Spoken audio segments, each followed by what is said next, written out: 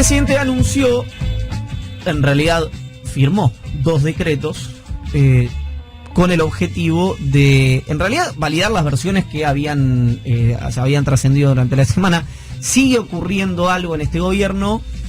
Evidentemente ya a esta altura, como dicen los americanos, no es un error, es una característica, que es que nosotros nos enteremos muchos días antes de lo que va a ser el anuncio, con lo cual el anuncio, en el que igualmente cuando habla el presidente uno tiene especial interés en escucharlo, genere, ¿cómo decirlo? A ver, una palabra... Vos estás pidiendo que yo te ayude con eso, ¿no? Sí. Porque veo que me estás mirando. Sí, porque... A ver, busquemos juntos la palabra. Pero... Incumplimiento de expectativas, ¿querés decir? Por ejemplo, desinflado. Ahí está, vamos a decir algo. El seteo de expectativas. Cuando el presidente habla de la guerra contra la inflación y anuncia un discurso grabado, es alto. Cuando eso hace match con las versiones que ya teníamos los periodistas durante toda la semana, ese seteo de expectativas nos dejó con sabor a poco, por lo menos a quien le habla. También es cierto, y esto no es para darle la derecha solamente al presidente y a su equipo económico, sino para que la sociedad argentina asuma la situación en la que estamos. Tampoco tiene extremadas, no, muchas más herramientas posibles desde el punto de vista de la praxis, el presidente de la nación y el gobierno nacional, que ya no haya usado durante los primeros 2 años y que pueda usar en el medio del programa con el Fondo Monetario Internacional. Es decir, el dólar no lo puedes pisar, las tarifas no las puedes pisar, que fue lo que ya ocurrió en los primeros 2 años.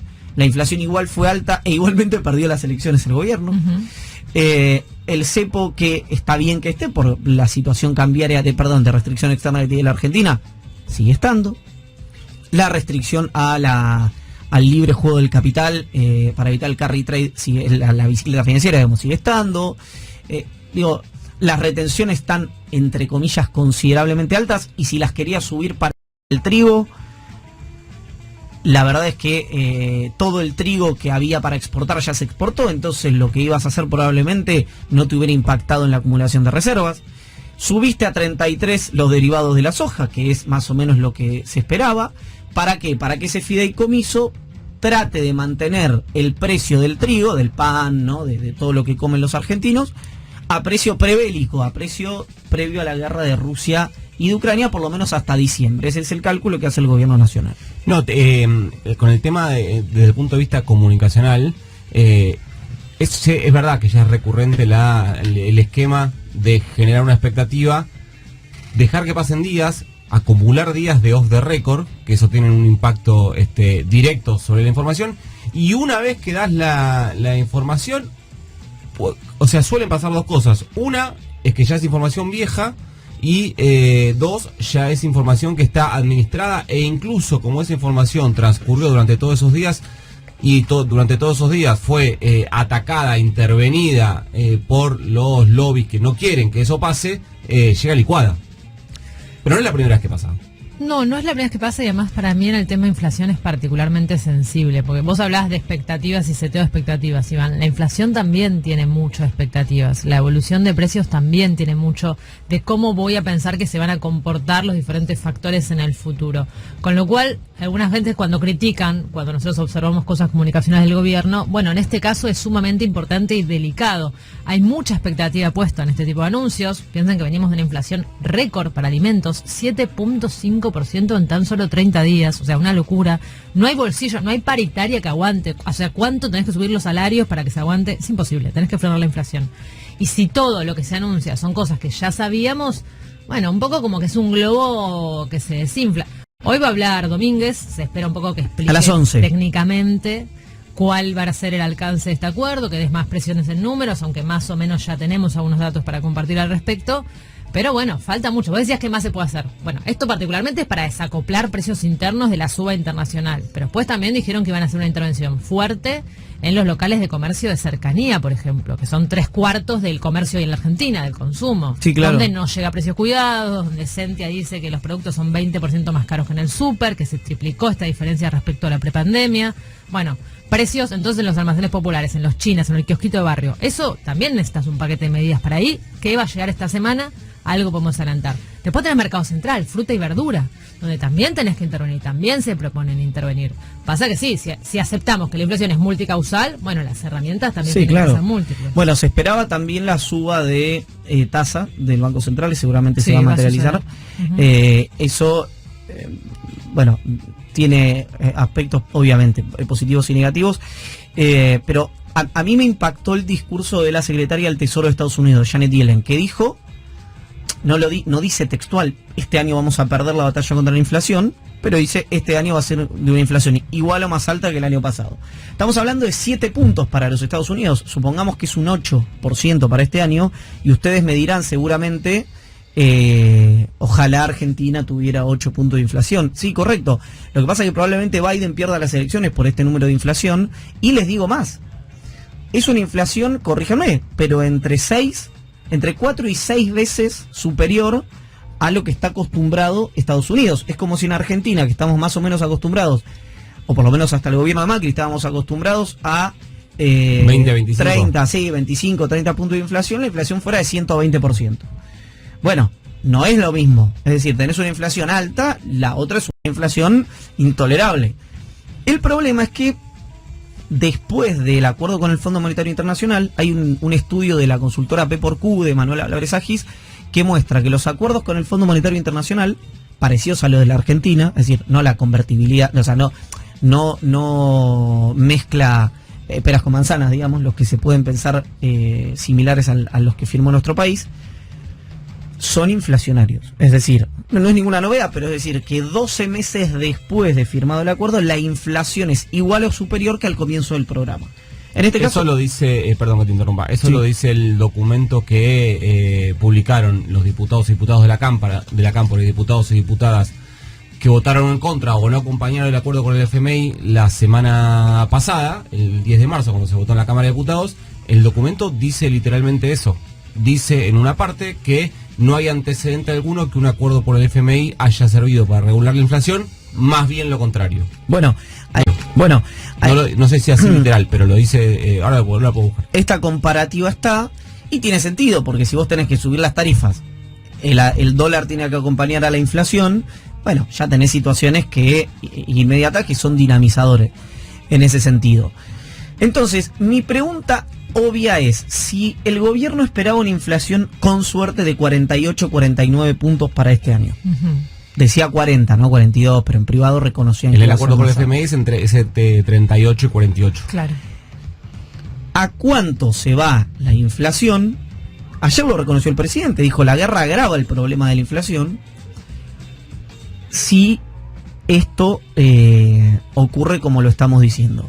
Digo, yo ya tengo que pensar que una inflación con un 6 adelante no es imposible para este año. Y no estoy anualizando el número de febrero, quiero que quede claro eso. El número de marzo va a ser igual o más alto que el de febrero probablemente, si bien no va a estar la estacionalidad de la lechuga o de la verdura, digamos. Me importa el impacto de tarifas de combustibles. Tarifa de combustible, comienzo de clase, etcétera, etcétera, sí, etcétera. Y carnes, eso va a seguir impactando. Exacto, además, fíjate una cosa, leche y huevo también fue alto en el número de febrero. Es que la gallina que pone el huevo come trigo y la vaca que le produce leche come trigo. Todo en la Argentina, todo elemento industrializado y fresco, cárnico, consume trigo. Y eso que entró poquito y de maíz. La suba del precio internacional. Y maíz, sí. Y eso que entró poquito sí, de la suba de precios internacionales. Con lo cual, es una situación muy, muy, muy delicada para el gobierno, para la Argentina, por supuesto, pero en este caso para el gobierno en particular, quien administra el Estado, y ahí se puede recortar también la situación interna. Igual es interesante lo que trajiste vos de cosas que está diciendo el FMI. En este caso no del FMI, sino que hablaste de Janet Yellen, pero el FMI está haciendo hablar a muchos de sus funcionarios y funcionarias de información que no llega mucho acá. Hubo una conferencia, ahora nos queda un poco vieja porque fue el mismo día que se votó el acuerdo con el FMI en la Cámara de Diputados, el 10 de marzo, una conferencia que dieron los funcionarios más importantes del FMI, encabezados por la propia Kristalina Georgieva, que respondieron varias preguntas a la prensa, y hay algunas cosas que dijo Georgieva, por ejemplo, cuando hablaba de las proyecciones de crecimiento, que es, te diría, la base sustancial del acuerdo que tiene la Argentina con el FMI, porque para el gobierno es no haber ajustes porque vamos a crecer. ¿Qué dijo Georgieva sobre las proyecciones de crecimiento? Dijo, era una conferencia puntualmente sobre el impacto de la guerra en Ucrania, ¿verdad? Dijo, vemos el impacto probable en nuestra perspectiva de la economía mundial, que llegará el próximo mes como una división a la baja de nuestras proyecciones de crecimiento. Es decir, el FMI ya está midiendo a la baja las proyecciones de crecimiento a nivel global. Y después, un montón de palabras que también no están descritas en el acuerdo con la Argentina, pero que al no estar descritas, pero tampoco están puestos en forma taxativa por la negativa, recomienda a Georgieva, y a mí esto me llamó mucho la atención, ser un poco más valientes al emprender reformas estructurales, y hace que algunos de los problemas que habían estado experimentado antes, habla de los países que tienen problemas con la inflación, y puntualmente habla de América Latina y del Caribe. Dice que habían estado experimentado antes, como la necesidad de lidiar con los subsidios a la energía. No sé si ustedes conocen algún país que esté lidiando con los subsidios a la energía. No me siento a mí se me viene alguno. No. Sean aún más apremiantes. Lo que quiero decir es que, más allá de lo que diga el acuerdo con el FMI, el contexto la influencia del contexto global está también afectando a los propios funcionarios y funcionarias que avalaron el acuerdo de la Argentina con el FMI. No es te digo que que lo murió vaya, ya. no te digo, es que exactamente. Lo velaron al acuerdo, no sé si yo fui, estuve en el entierro. Sí, velaron el acuerdo con el fondo. Muy difícil cumplir las Pero si metas. se aprobó anteayer. De ahí fuimos todos. Fueron directos. Fuimos todos al.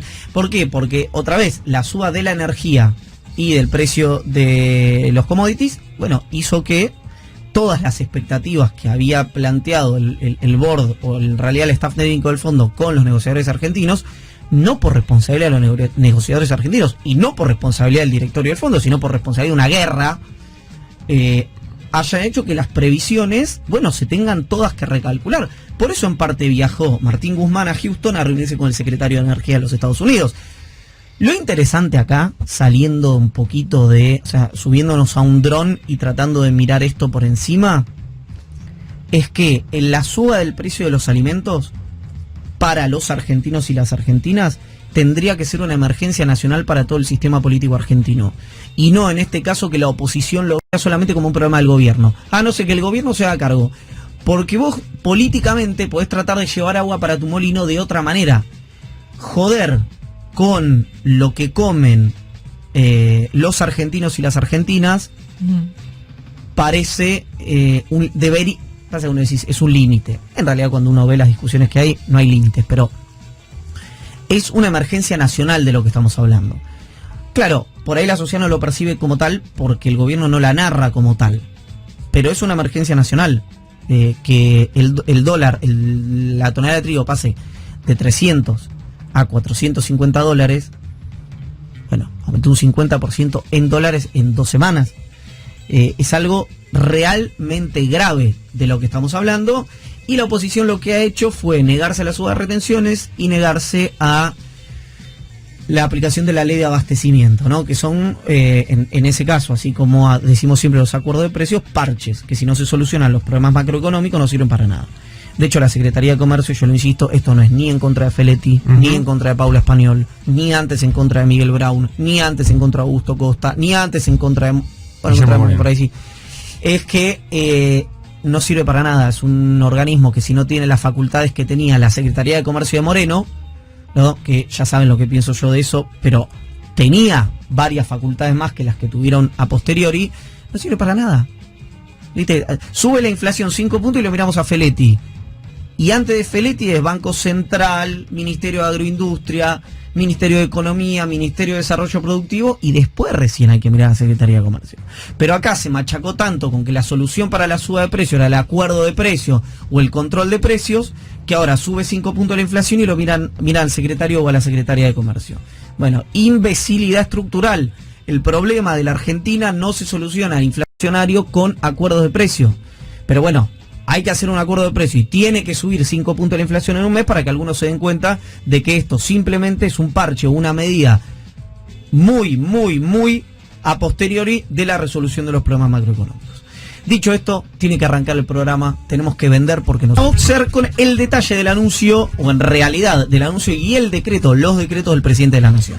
Se crea el Fondo de Estabilización del Trigo Argentino, que es básicamente un fondo para subsidiar el precio de la harina, que se va a financiar con esta suba que ya hemos mencionado de 2 puntos porcentuales a la alícuota de las retenciones a la harina y aceite de soja, o sea, los derivados del famoso poroto de soja, que pasan de un 31 a un 33%.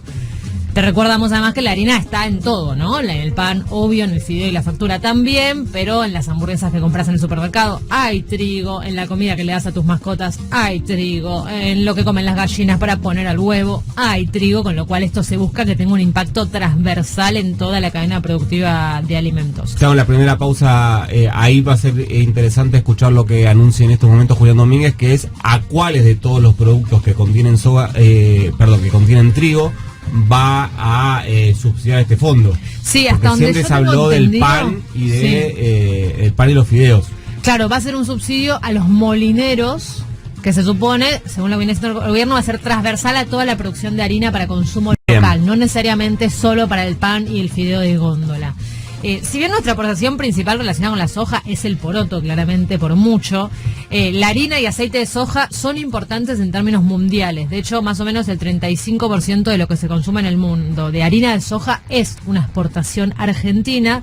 Y ahora las retenciones estaban en un máximo de 31%, diferenciadas de la del poroto, justamente para fomentar la industrialización. Era un incentivo impositivo que se le daba a los productores para decirle: no vendas el poroto, metele mano de obra argentina, metele industria argentina, hacele un proceso en alguna planta, porque eso te genera trabajo, te genera impuestos, bueno, te genera cosas en la economía local y por lo tanto el Estado te beneficia con estos 2 puntos. Lo cual, desde muchos sectores ligados a, podemos decir, a la izquierda del gobierno, si es que existiese algo así parecido, hay otra lectura que es: se le estaban regalando 2 puntos a los sectores más concentrados y más ricos de la Argentina, que no necesitan estímulos para industrializar estos productos porque ya les resulta un negocio en sí mismo. Sí, es verdad, es una discusión.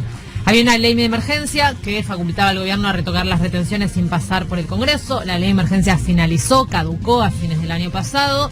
El presupuesto prorrogaba esta vigencia, pero bueno, ya sabemos todo lo que pasó con el presupuesto, pero hay un artículo en el Código Aduanero, que es el artículo 705, que faculta al gobierno a poder tener estas modificaciones con el tope del 33%.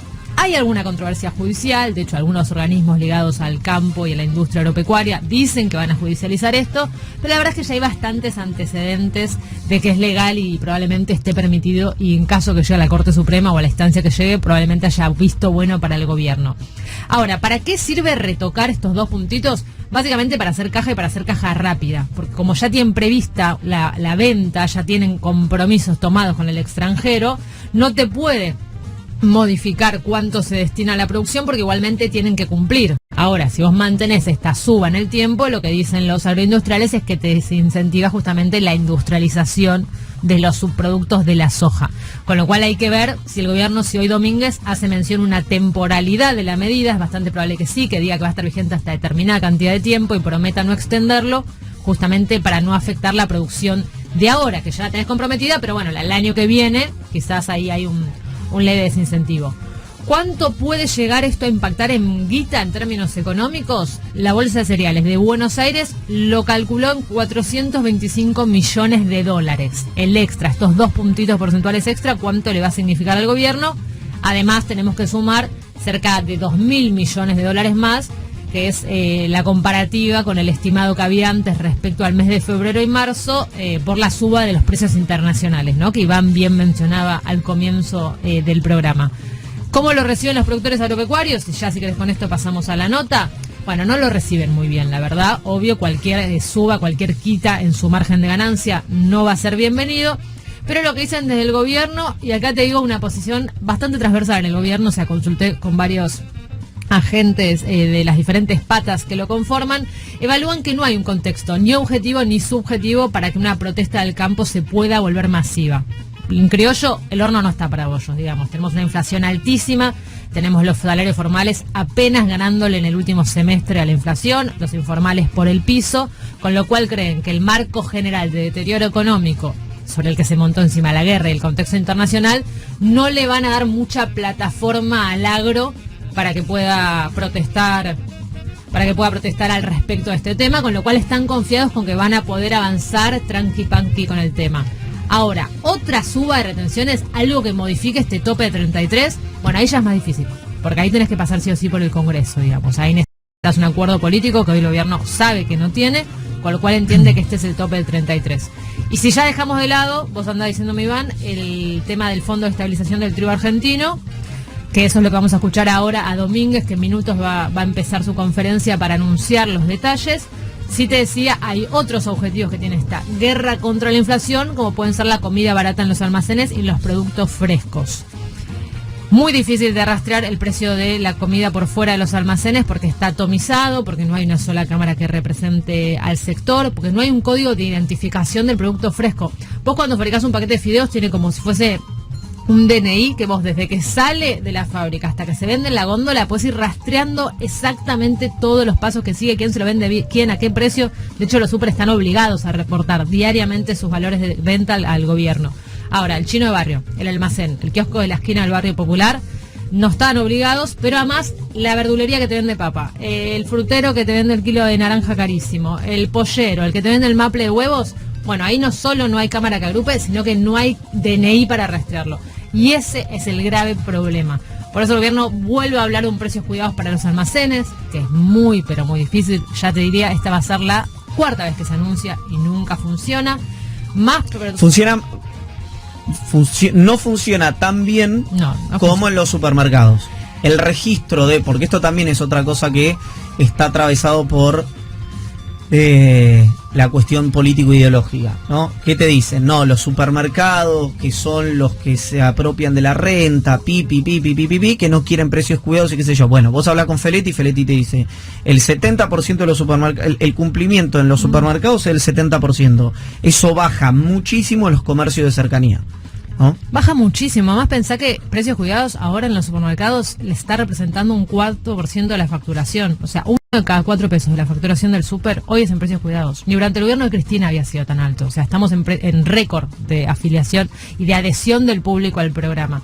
El tema es que en los comercios de cercanía vos podés imponer un acuerdo de precios. De hecho, se hizo el famoso súper cerca. Pero ¿qué pasa? Después el almacenero decía, viene el mayorista, voy al mayorista y está más caro. Claro. O viene el distribuidor y está más caro. Si a mí me lo vende más caro, no puedo respetarlo. Bueno, eso es lo que el gobierno dice que ahora va a controlar más. Mira, la Cámara de la Industria Aceitera de la República Argentina, respecto a lo que decía Paloma, rechazó la suba de los derechos de exportación y planteó una serie de medidas que las vamos a comentar ahora porque está hablando el ministro de Agricultura, Julián Domínguez, sobre el decreto del presidente de la Nación. A ver. Sí, hizo mucho hincapié Domínguez en que es una suba temporal. Cada vez que hablaba de eso repetía, temporal. Y esto tiene que ver con lo que mencionábamos antes, de no comprometer la cosecha futura de trigo. De decirle de alguna manera a los productores, esto lo estamos haciendo por la emergencia, por el precio internacional, por la suba de la inflación, por la guerra, pero no va a quedar así para siempre. Y lo que vos mencionabas, también remarcó el ministro Iván, que ya de por sí las exportadoras le descuentan el 33% a los productores. Estamos hablando de poroto de soja o también de sus derivados, de la harina, del aceite, con lo cual dice no va a haber afectación al bolsillo de los productores. Bueno, hay que preguntarle a los productores, porque los productores ya de por sí estaban diciendo que el compromiso de venta futura de trigo había bajado esta semana en Buenos Aires y Rosario el precio. Por la perspectiva de... Exactamente, sí, de hecho estamos hablando de 600 millones, de $600 en la tonelada, quizás en Chicago, y ya acá en Buenos Aires había bajado, si no me equivoco, cerca de $40 esta semana por la perspectiva de suba. ¿600 de trigo? Sí.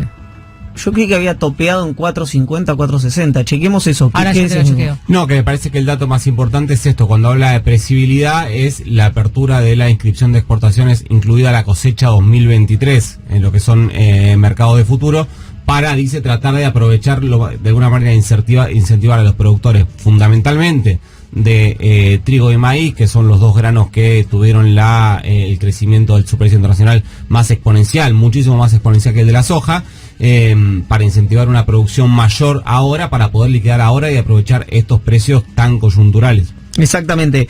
De hecho, uno de los puntos por el cual pataleaban algunos que veían que esto podía ocurrir si aumentaban las retenciones al trigo, que quiero repetirlo, no se tocan las retenciones ni al trigo, ni al aceite de girasol, ni a la soja. Son retenciones que se suben a los derivados de la soja, harina y aceite. Era no desincentivar la cosecha del año que viene. Bueno, lejos de eso, el gobierno lo que hace es abrir otra vez los registros para que se pueda exportar, con un cupo, creo que dijo, de 8 millones, ¿no? Hasta 8 millones. Hasta 8 millones. Bueno, sumados, a los 2 millones que ya se liquidaron. Lo prometido es deuda. Nicolás Fiorentino, que detectó la inserción de Oscar Parrilli en la taquigráfica del discurso del Senado. Sí, después la publicó el propio en sus redes sociales, en su cuenta de Twitter. Para quien no sepa qué es la inserción, lo explicamos en una oración. Si vos sos diputado o diputada, senador o senadora, tenés dos posibilidades de dejar tu discurso para la historia. Para la historia, en el punto de vista parlamentario, es en la versión taquigráfica de una sesión. Podés, o como suelen hacer la buena parte de los legisladores y legisladoras, dar tu discurso en el recinto y que sea un taquígrafo quien lo tome, quien lo copie y que quede en la versión taquigráfica, o pedir permiso para insertar, y lo que hacen es agarrar el texto que vos quieras insertar y lo meten dentro de la versión taquigráfica. Ahora, Nico, en una sesión tan importante y tan televisada, ¿no? Quiero creer que éramos varios los que estábamos ahí viendo lo que sucedía. ¿Es normal que lo inserten después? Porque generalmente quieren que se escuche de su propia boca. Bueno, lo que pasa es que si todos los diputados y diputadas y senadores y senadoras quisieran que todos los escuchen, cada sesión duraría entre 4 y 5 días más o menos. Entonces, ¿no hablaron todos? No, de hecho, cuando vos ves entre los votos... Pero Parrilli sí habló. No, Parrilli no habló en el recinto. Ah, Parrilli no habló en el recinto. No, por eso, claro, por eso insertó. Arranca es un texto que tiene más de 60 páginas, su inserción. Arranca con algo para mí curioso, que arranca arrepintiéndose por haber votado la privatización de las jubilaciones en 1991, cuando era diputado por la provincia de Neuquén, algo de lo que hace, lógicamente, autocrítica. ¿De las jubilaciones? Sí, la privatización de jubilaciones en 1991. Ok. Después sí empieza ya a adherir a cierta posición del kirchnerismo respecto al acuerdo con el FMI, cuando dice que hay dirigentes políticos que festejan este acuerdo, nombra a Macri, a Sturzenegger, a Pratgay, a Caputo, a Marcos Peña, a Duhovne y a Guido Sandleris. Dice seguramente esta noche dormirán más tranquilos. Perdón, que festejan este acuerdo, con el FMI. ¿Por un tema judicial o por un tema económico? Por un tema judicial. Después hace algunas preguntas que paso a leer. ¿Por qué nos pusimos nosotros mismos al borde del abismo? ¿Por qué hay compañeros que hoy de buena fe creen que es firmar esto o el desastre? ¿Por qué? Y acá donde aparece una palabra que va a aparecer un montón de veces en el discurso es ¿por qué se ocultó sistemáticamente la verdad? La palabra ocultar es algo que atraviesa a buena parte del kirchnerismo, que sostiene, cree, está confiado, está seguro que el ministro de Economía, Martín Guzmán, le retació información, por no decirle les ocultó información de cómo fue y cómo fue evolucionando y cómo se llegó al acuerdo con el FMI. Recuerda también en su inserción Parrilli que hay una nota firmada por Martín Guzmán y Miguel Pelle, dirigida a Cristalina Georgieva en agosto de 2020, donde se habla de una reprogramación de vencimientos. De hecho, pega una serie de tweets del ministro de Economía Martín Guzmán de ese día, donde habla de una reprogramación de vencimientos. Y aclara Parrilli. Dice, nunca habló de refinanciación, sino de un nuevo acuerdo que incluye la reprogramación de los vencimientos de deuda con el FMI. Solo me pregunto, sigue Parrilli, ¿cuándo nos mintió? ¿En aquel entonces o ahora? Cuando nos mintió ese sujeto tácito es el ministro de Economía Martín Guzmán. ¿Lo sabía o fueron nuevos condicionamientos que le impusieron? Y ahí, y cerramos para mí con el segmento más contundente, más duro y el que desde mi punto de vista al menos, me hace generar un montón de dudas de cómo pueden subsistir estas diferencias dentro de un mismo espacio político. Leo, dice Parrilli, si el auto está al borde del precipicio es obvio que no hay que acelerar. Hay que frenar, dar marcha atrás buscando una distancia razonable, esto está en mayúsculas, y está en mayúsculas en la versión oficial, cambiar la tripulación que conduce ese auto, que según Parrilli es el gabinete económico, y volver a negociar. O sea, básicamente lo que dice Oscar Parrilli, uno de los dirigentes más cercanos que tiene la vicepresidenta Cristina Fernández de Kirchner, es que lo que tendría que hacer el gobierno es no aprobar este acuerdo. Recuerden que esto se inserta antes de aprobarse el acuerdo, digamos. Nosotros lo estamos yendo ex post. Cambiar el gabinete económico y hacer una nueva negociación con el FMI. Eso es lo que cree Parrilli. Y sigue. Estoy absolutamente convencido de que fue equivocada la gestión de la negociación llevada adelante por los funcionarios de nuestro gobierno, cuyo principal responsable fue el gabinete económico del Poder Ejecutivo, por si no quedaba claro de qué estaba hablando. Y esto me resulta muy interesante, esto es menos personal, pero más político. Dice, esto no fue una negociación del Frente de Todos, sino de ese grupo de funcionarios del Poder Ejecutivo que nos dejaron al borde del precipicio y nos extorsionan para que aprobemos en sobrecerrado sus actos irresponsables o vendrá la catástrofe. Y termina con esta línea, no termino yo con esta línea, no termina acá la inserción. Inexperiencia, inocencia, ingenuidad o complicidad, no lo sabemos. Si alguna o todas estas fueron las causales de llevarnos hasta aquí, ojalá la historia nos lo pueda dilucidar. Obviamente estamos hablando de la inserción de Parrilli porque uno puede presumir que es muy improbable que Parrilli publique algo de esta naturaleza sin estar validado con el dispositivo de poder. Y cuando hablamos del dispositivo de poder hablamos de la accionista mayoritaria del Frente de Todos en materia de votos, que es Cristina Fernández de Kirchner. La voz de Parrilli en materia económica por sí misma no merecería mayor atención si no tuviera esa cercanía con la vicepresidenta. Ahora, la pregunta acá es si lo que dice Parrilli, probablemente sacando los adjetivos y demás, sea cierto, es decir, la negociación en un momento hubo un volantazo, Economía lo niega, dice que siempre se lo reportó al presidente y a la vicepresidenta, pero hubo un volantazo en el que pasó a hablarse de reestructuración y reprogramación de refinanciamiento, en el que iba a haber 4 años de gracia. Yo cito siempre aquella nota de Horacio Berbisky en el que cuenta cómo iba a ser el programa con el fondo, y era algo que emanaba del Poder Ejecutivo Nacional, no es algo que inventó Horacio, y que a partir de eso empezaron los escarceos. Lo que falta, obviamente, porque está claro que el fastidio del kirchnerismo es con el acuerdo, lo que falta es la alternativa. Dice, bueno, porque se podría haber negociado mejor. Bueno, es una posición que tiene el kirchnerismo. A mí esa me genera muchas dudas que sea algo que efectivamente sea así, porque otra vez cuando uno mira los acuerdos con el Fondo Monetario Internacional, este es inéditamente concesivo para la Argentina. Claro, ¿qué me dirán? Pero pará, fue el acuerdo más importante de toda la historia del fondo, vulnerando su propio estatuto en el medio de una pandemia y ahora con una guerra. ¿Me vas a decir que no se puede conseguir algo mejor que esto? Y cuyo resultado y cuya aplicación el propio fondo cuestiona. El anterior. Claro, exactamente. Exacto. Sí, totalmente. Yo coincido en mucho lo que vos decís, en algunas otras cosas no, pero me gustaría mirar para adelante. Lo que yo no termino de entender es cómo personas que piensan lo que Nico acaba de narrar de la otra en una coalición gobernante pueden claro, seguir juntos el año y medio que le queda a este periodo presidencial.